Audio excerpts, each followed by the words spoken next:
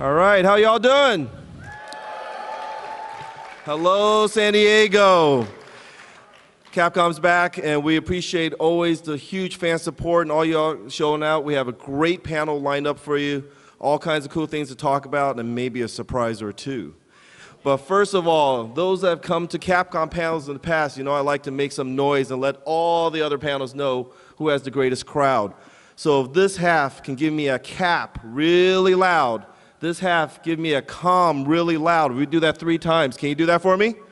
Ready? 1, 2, 3. Cap, com, cap, com. Always. No, I appreciate that. Always looking for the overachievers. I appreciate it. Thank you, sir.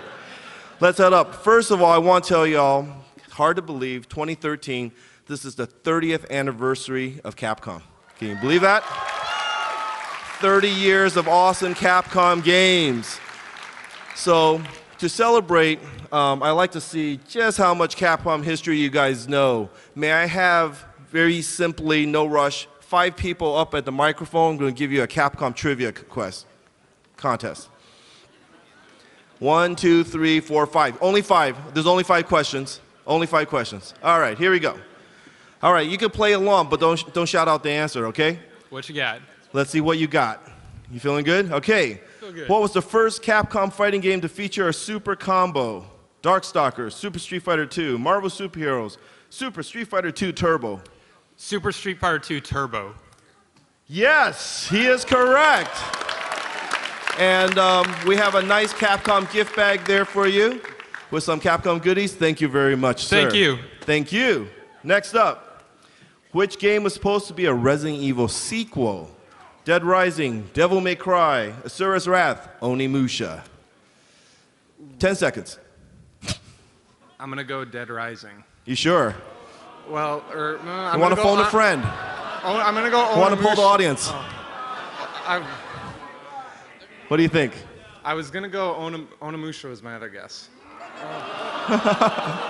Keep going. Devil May Cry. But you know what? Everyone's a winner. Every Capcom fan's a winner. Give him a prize. Next one. Let's see. Which Ghosts and Goblins enemy is also the star of Capcom's Gargoyles Quest game? Yeah, Red Ramir. You sure? Red Ramir. There you go. Give the man a prize. 2 more. Name the POW that you must rescue in Bionic Commando. Helpless Dan, Super Joe, Eager Gene, Mega Mike. Damn, Super Joe sounds familiar. Super Joe. You sure? Super Joe! Correct! Yeah. Give the man a prize. Is this the last one? Sorry, sir, this is the last one. No, this is the last one. Oh, this is the app. What is the first game created by Capcom ever? Vogus, Sansan, Pirate Ship, Higemaru, 1942. Oh, man. Can I phone a friend? Yes, you may phone a friend. In this room. Somebody help Vogus. him. Vogus. Let's see. Not bogus. Vogus. Let's see. Vogus. Hey. Correct. There you go. Thank you much. You guys are awesome. So come on down to the Capcom booth. We have a kiosk set up there. And you'll have 20 random questions generated and test your Capcom IQ. Just for playing, you'll get an awesome Capcom 30 die-cast pin. But I'm laying the gauntlet down. Those people down there actually haven't been doing very well. If you score a 90% or higher, you'll get a Capcom gift bag. If you score 100%, you get a Street Fighter 4.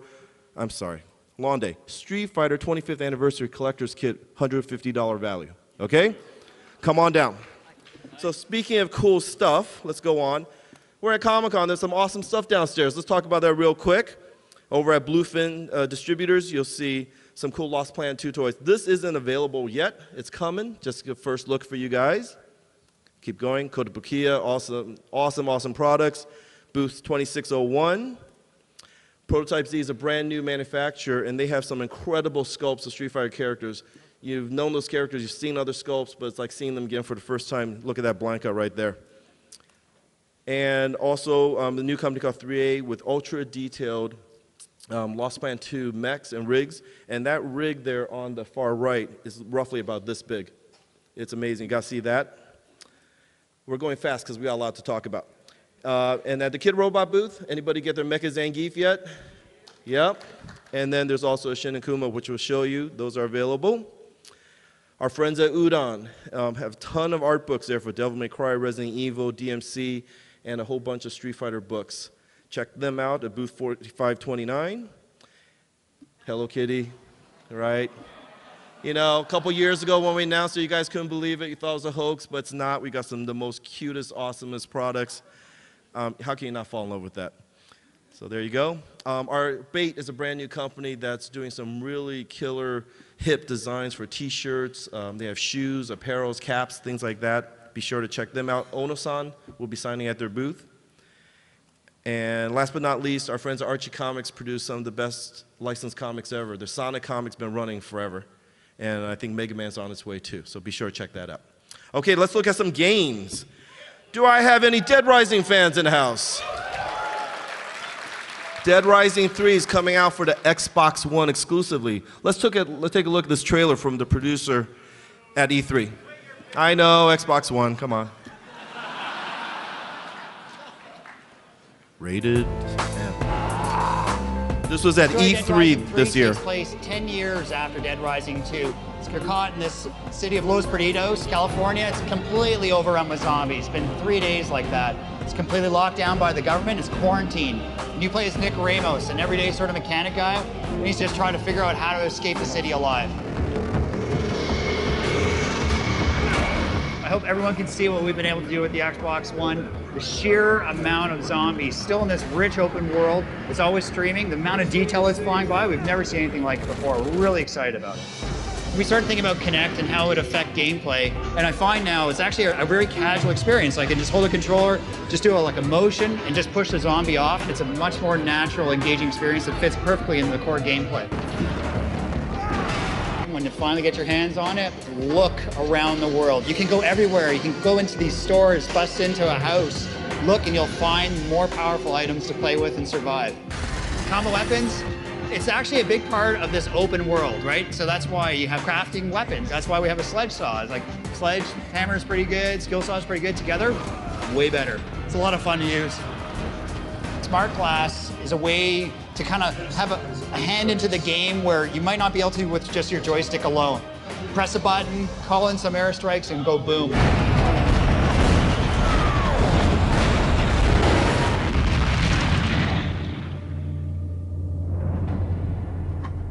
That's Dead Rising 3 coming out this fall. Rated E for everyone. Oops, I'm sorry. No, it's not. No, it's not. Next title. 1 second. It's coming. Any Ace Attorney fans? I see you all out there. Ace Attorney's back in a brand new adventure. Let's take a look at the trailer, shall we?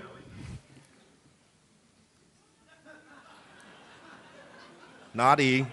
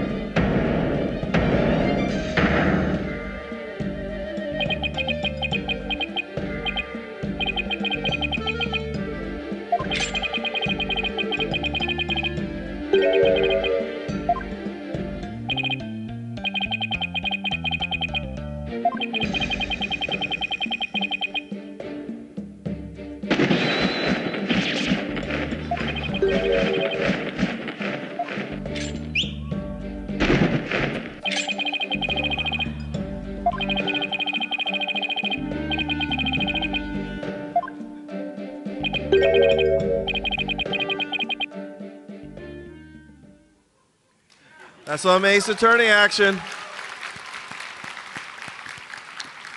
So Ace is back. You'll see a lot of your favorite characters: Phoenix Wright, Apollo Justice, Miles Jesworth, and then we have this new guy, Simon Blackwell.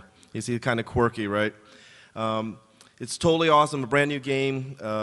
What's cool about it, you can analyze the emotional state of the witness using this mood matrix. So you can get a feeling of how they're responding and whether they're telling the truth or not. It's unique, it's quirky, Ace Attorney type of comedy. It has a brand new interface for the Nintendo 3DS coming out this fall. Okay? Right here. I can only read what's on the slides. Available this fall in the Nintendo Shop, eShop, and we didn't get them today, but if you come down to the booth and play the game, we have that awesome 3DS XL Charm strap.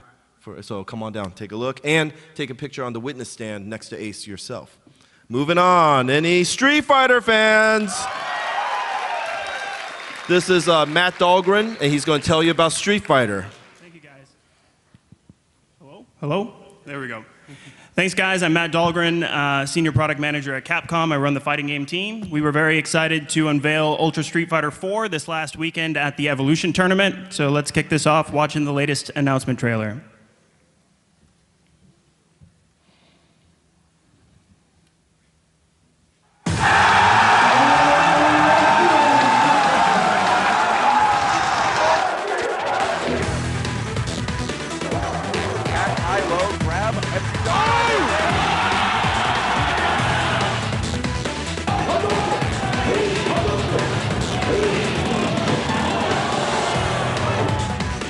Stagger right there is what.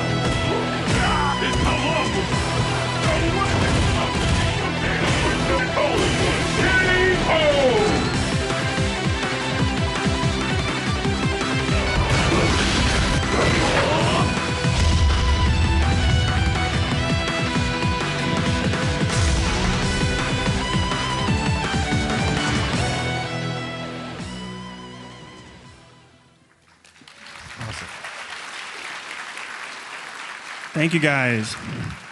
So one of the cool things about Ultra Street Fighter 4, this is actually the most open, balanced collection process we've ever had in Capcom history.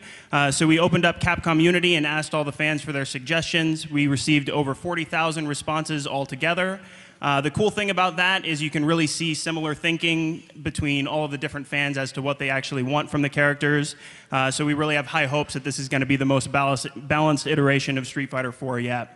But as you can see from the trailer, this isn't just a balance update, so we do have new content we're delivering as well. We've confirmed that there are going to be a total of 5 new characters. And on to the next slide. So Poison, Hugo, Elena, Relento, and we do have one secret character. We're not revealing that just yet, but we have confirmed that this is going to be a brand new character to the Street Fighter series, so you will have never seen this character played in a Street Fighter game before. But this is really just the tip of the iceberg. We also have 6 new stages. We have a bunch of new modes and features, which we'll be releasing at a later date. So all in all, this is going to be a more robust upgrade than we delivered for the Arcade Edition upgrade. So definitely going to want to check out Ultra when it comes out. As for how you can get it, there's 2 different ways. The first is a digital upgrade path for $14.99. We also have a new disc-based product for $39.99. One of the cool things about the upgrade path, if you missed out on the Arcade Edition upgrade, you can actually upgrade directly from Super Street Fighter 4 directly to Ultra, or obviously if you have Arcade Edition, you can upgrade to Ultra from there, both for $14.99. As a special surprise for those that are going to purchase the retail version, it does have over $40 worth of DLC included on the disc, so all of the past costume DLC is going to be on there, so you're definitely going to want to check it out. As a pre-order incentive, if you're going to check out the retail version, you'll get an extra costume for all 5 of the new characters. Those offers should be going up at your local retailers pretty soon. So going to be coming out early 2014 for PS3, Xbox 360, and PC. Okay, thank you, Matt. Do I have any DuckTales fans in the house? I have Ray Jimenez here to tell you about DuckTales. Hi everyone, my name is Ray. I'm a producer at CAPCOM. I have the honor of working on DuckTales Remastered. It's been quite an announcement that we had at PAX East for it, and I think, did you want to start off? Yeah. We all know the song. I'd like to, everyone kind of get into sing it, so along. we're going to do a quick sing-along. Come on, let's have some fun. 1, 2, 1, 2, 3. Here we go, let's go. Life is like a hurricane here in Duckburg. Race cars, lasers, aeroplanes. It's a duck blur. Might solve a mystery or rewrite history. DuckTales, woo. Every day they're out there making DuckTales, woo. Tales of daring, do bad, and good luck tales, woo. Danger, watch behind you. There's a stranger out to find you. What to do? Just grab onto some DuckTales. Woo! Every day they're out there making DuckTales. Woo! Tales of daring, do bad, and good luck tales. Woo! Not ponytails or cottontails, no DuckTales. Woo!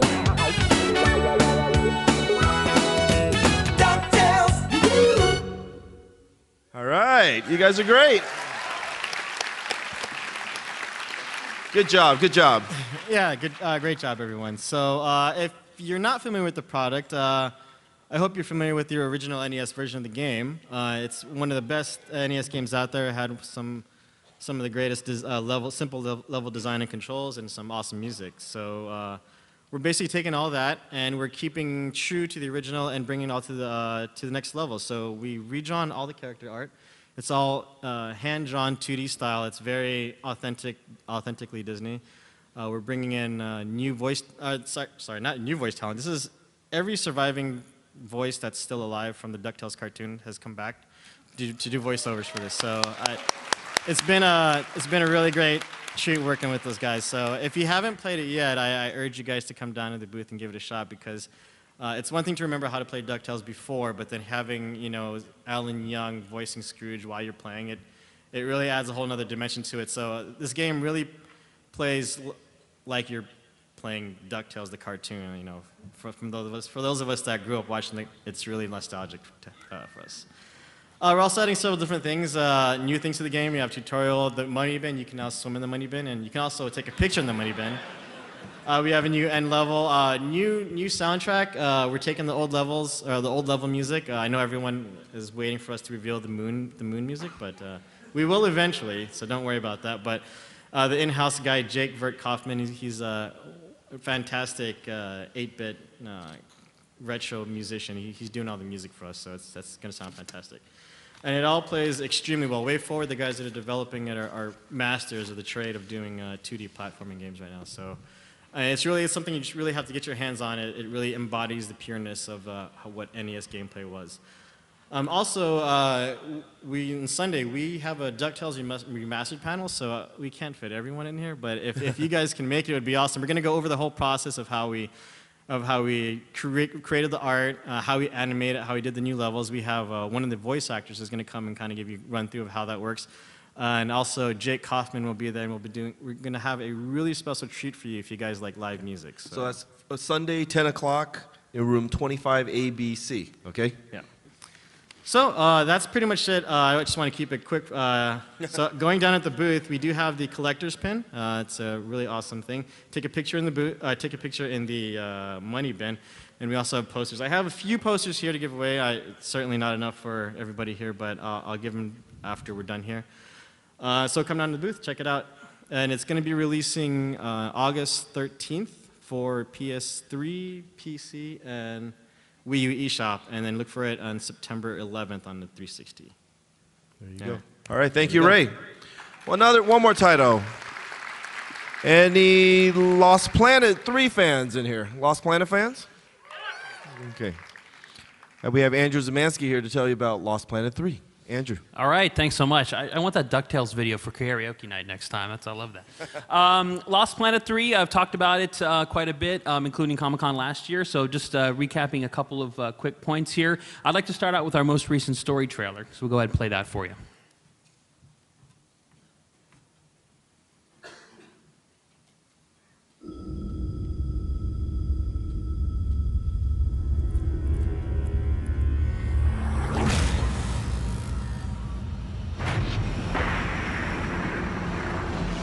Survival? Survival ain't just staying alive. Any animal, any plant, anything that's ever lived can do that. Survival, she's a hell of a lot tougher. When everything seems lost, you gotta dig deep and keep digging. Claw through blinding blizzards as your body's shutting down. Fight the screaming pain in your lungs just begging you to give up. Shut out all the loneliness and fear. Make no mistake, survival hurts. The further you are from home, the harder it gets. You gotta push yourself, find the strength to keep going, whatever the cost. Because death is always just a step behind, so close you can smell his breath. Death's everywhere. And life is just this tiny flame you keep lit with hope. It's the hope that keeps you going, fighting. The right to survive.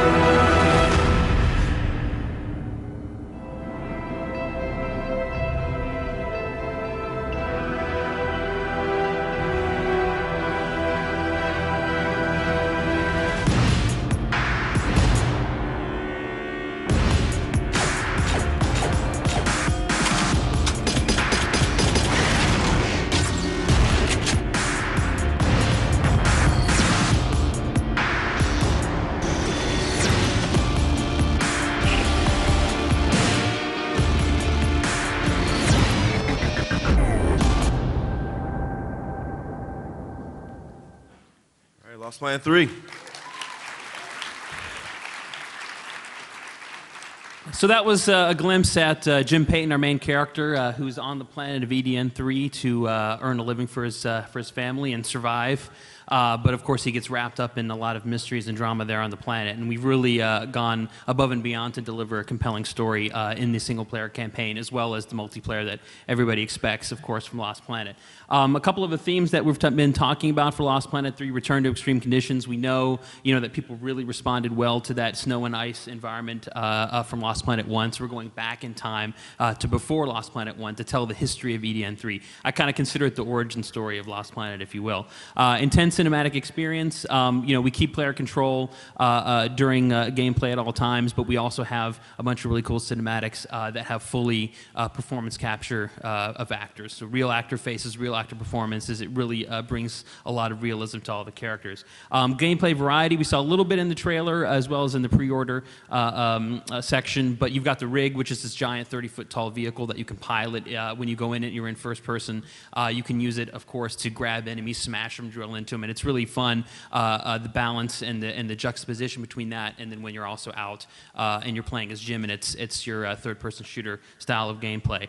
Killer enemies anchored are back, ranging everywhere from little face-hugger-sized guys all the way up to giant bosses like you all have seen from Lost Planet 2. And so, we're keeping the tradition alive with the acrid enemies, and we've got even more variation this time around. A big theme of the game, of course, is getting that thermal energy, that resource that everybody's on the planet to try to exploit. And as Jim, you're going to try to get that thermal energy and use that to buy different upgrades for your rig, and also new weapons and upgrades for Jim himself. So in addition to the single-player experience that is about 12 hours or more just on the main path with a bunch of other side missions and stuff, we've also got 6 maps, 4 modes, multiplayer. So really a lot of great content in Lost Planet 3. So it'll be coming out on August 27th, and it's going to be releasing for PlayStation 3, Xbox 360, and PC on Steam. And we've got a lot of different pre-orders that we're doing right now with GameStop and Amazon, Best Buy as well. And these all give you some really cool items that you can use in both single-player and multiplayer. So please check it out. We're really excited to give you guys Lost Planet 3 next week. Yeah, if you're coming down to the booth to play, we have this awesome Lost Planet 3 backpack for you, as well as some cool posters. Okay, thank you. Thanks.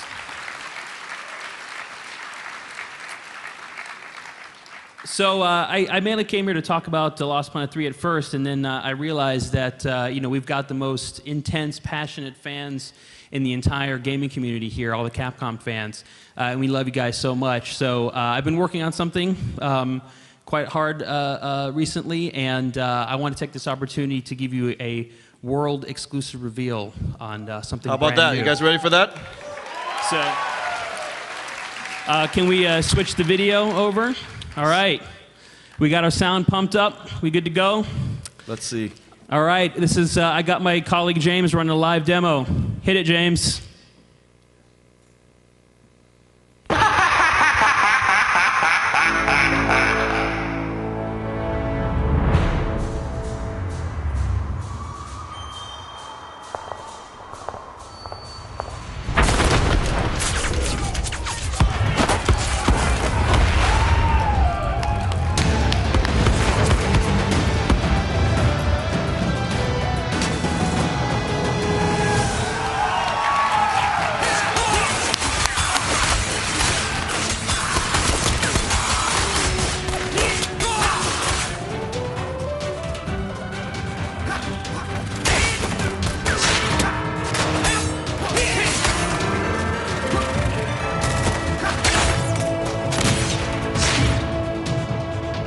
So this is Strider, but this is not your old Strider. This is brand new Strider.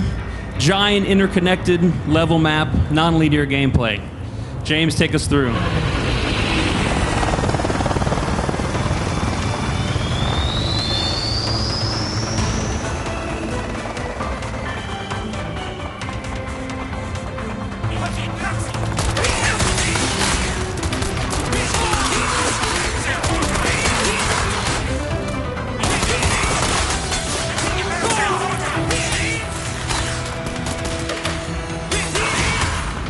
In addition to the non-linear gameplay for Strider, we're also implementing upgrades. So we're going to have him, James, going to grab the Reflect upgrade. And this is going to power up his Cypher so he'll be able to deflect enemy bullets back at them. All right, James, show him how it's done. There you go.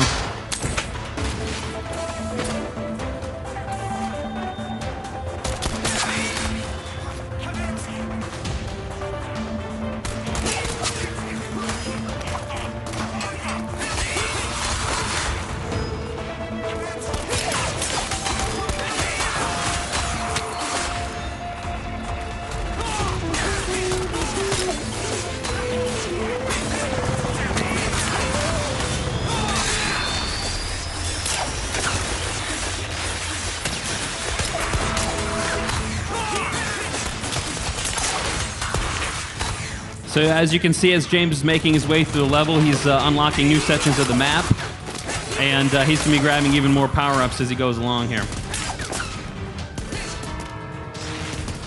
There you go.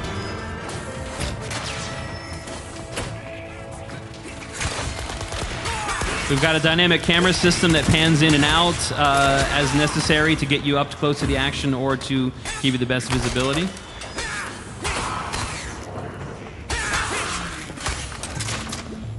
Here's an example of an optional power-up that you're going to find scattered throughout the map. Got some extra life there. Traversal is back. You can climb on any surface, of course, it's a Strider.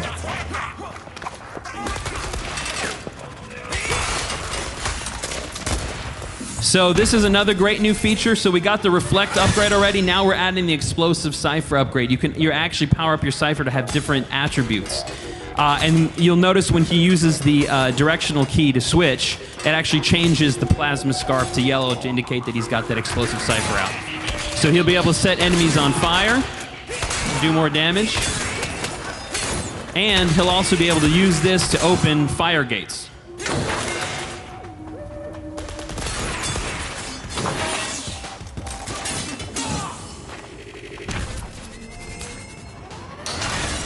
Here's the bot option. You all remember this? All right, show them how it works. There you go. You get the bot option. Another example of the power-ups. You'll be able to engage that anytime you have sufficient energy. All right, he's switching back to the Reflect Cipher now. Take on these guys.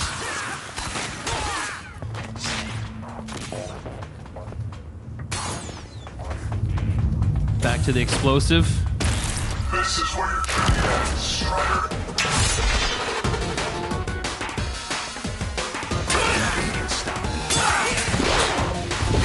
Nice.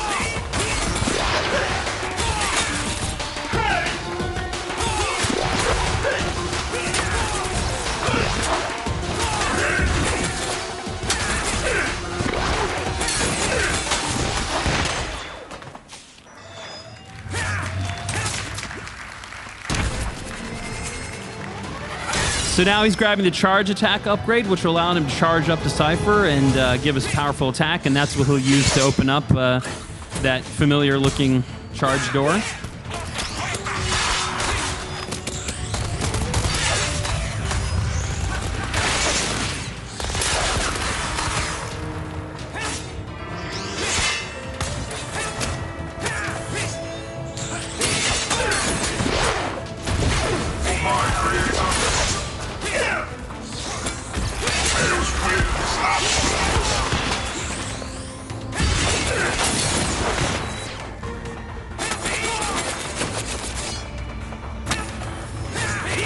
As always, you can swing the Cipher as fast as you can push the button. We haven't changed that at all.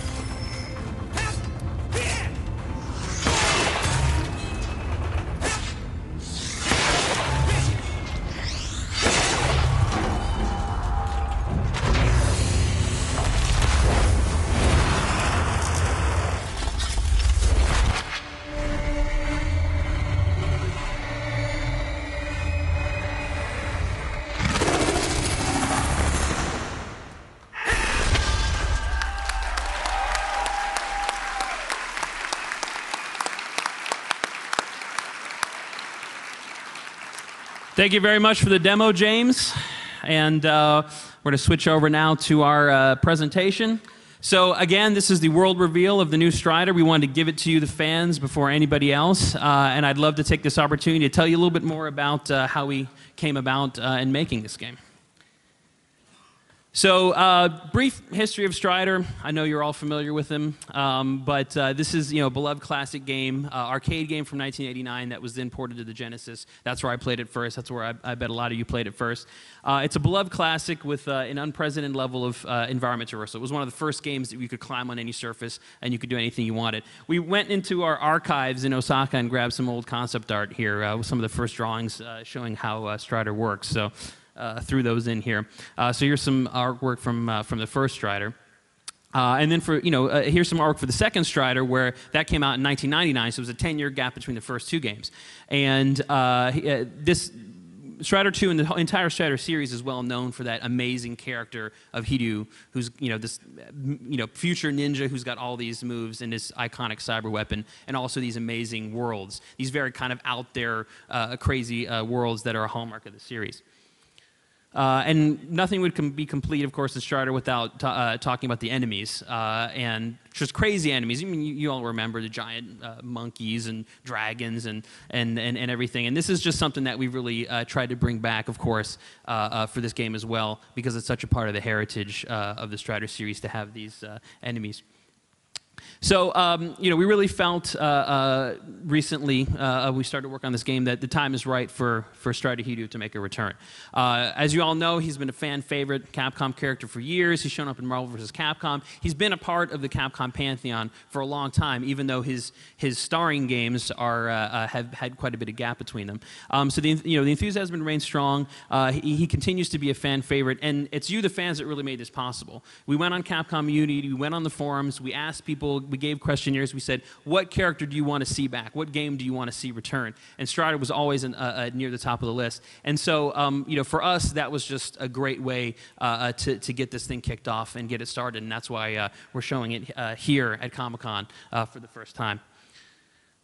In the concept of the game, one of the things that I came up with initially when I thought about how to bring Strider into the modern day is the old Strider games, both 1 and 2, originally arcade games. They're 30-minute, 45-minute experiences. They're quarter munchers. How do we take that and make it relevant for a modern audience, for a game that's going to take hours to complete?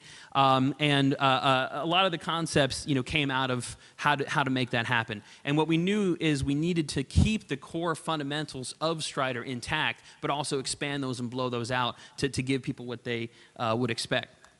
So the first thing that we knew we had to do was keep that fast and frenetic combat. I mean, I think you could tell from the demo that Strider moves incredibly fast. He's incredibly fluid. His attacks are lightning fast. He's able to jump, cartwheel jump, climb on surfaces, and slide and everything. The abilities you start out with at the beginning of this game are the abilities that you had in all the old games and more. So fast combat is the first important thing. Second thing is marrying that with nonlinear gameplay. So we wanted to go away from the sort of play a level, beat a boss, rinse and repeat. And we wanted to go into a situation of you have this open map that you're unlocking as you go along. You saw when James got, for instance, the explosive cipher, that let him open new doors, so that let him access new areas. So you're constantly building out this map and exploring new areas as you go throughout the game, and it's seamless from area to area. And so it really marries that high-speed action with the exploration nature and keeping it fast the entire time. And that was something that was very important for us. The new plasma attributes are, again, something we showed in the demo. We didn't want to give Hiryu new weapons because that cipher is so iconic, and that's part of his silhouette. His character will look different without that. But we wanted to expand his abilities. So we actually came up with a concept of changing the attributes of the cipher so that it would do different types of damage, have different environmental effects. And the explosive cipher was one of those things that we showed there in the demo. And there are others, of course, that we'll be showing down the line. So I'd like to hand things over to James now to talk a little bit about how we actually got in and executed the details of Strider. James? Thanks. Did I do a pretty good job at the demo? Okay. Yeah, so as Andrew said, one of the core components to Strider is, of course, realizing this Strider universe, in particular the iconic character of Strider Hiryu himself. There are certain aspects of the character, for example, his speed, agility, maneuverability that define his character, and of course the other is the way that character looks. And here you see a modernization of the Strider character.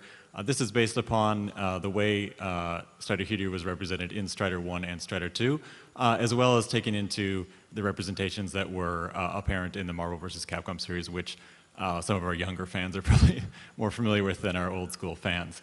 One of the big changes that you can see here is, of course, the plasma scarf that you saw there in the demo, which we think is a really cool attribute that also serves as kind of an in-game UI for the type of plasma that you're using at the time. Here's some other concept art from the game. In the upper left-hand corner, you see the dragon that you saw at the end of the demonstration. And again, this is hinting back to the Ouroboros that you see in Strider 1, as well as the kind of Chinese-style dragon that made an appearance in Strider 2. So we're very cognizant to bring these iconic characters over to this new iteration of Strider. but we also wanted to maintain the themes, the main themes of the Strider universe, which is basically everything is based upon technology. Almost this kind of, we call it a future analog sensibility. And so here we have this organic dragon, but it's all strapped inside of this metallic armor that Mayo's evil empire has used to transform it into a weapon of war. Down in the lower right-hand corner, again, you see a representation of this in the original Strider. As many of you may know, some of the more fodder-like characters are the Russian troopers who come at you, but this time they're robots, and we thought it was a little strange for a robot to wear a fur hat.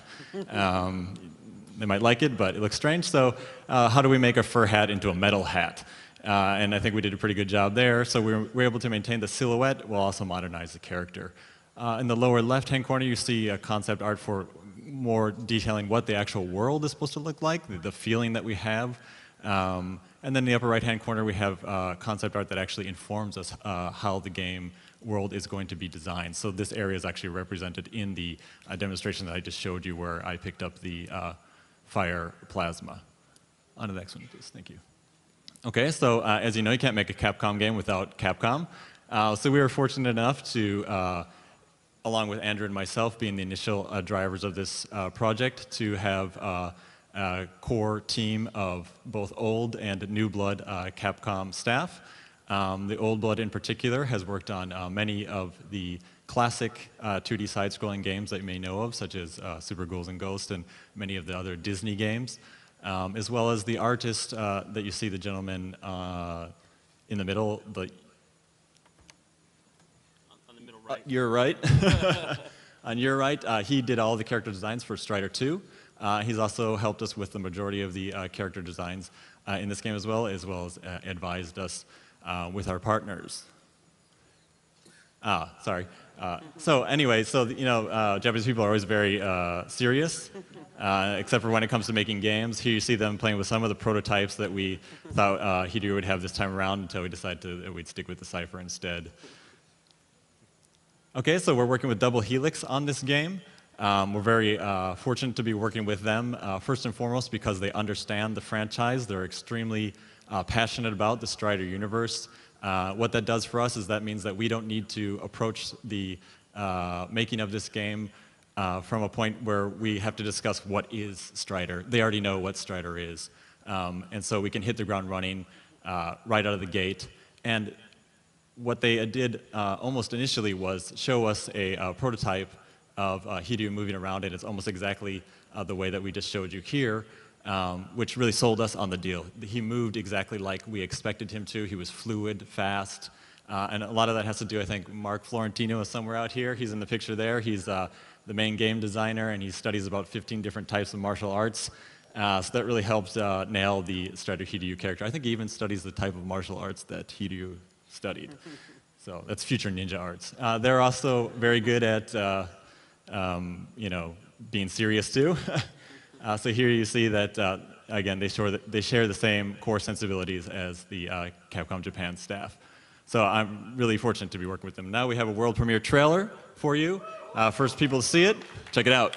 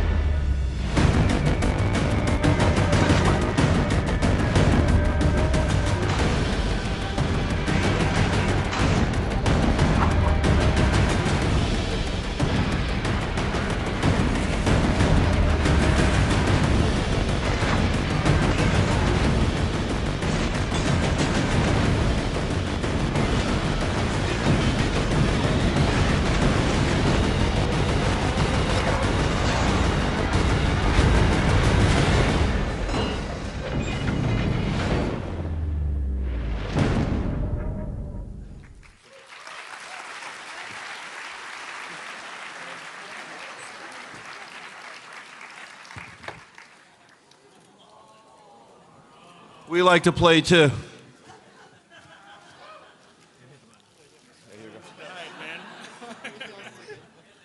Don't kill anybody.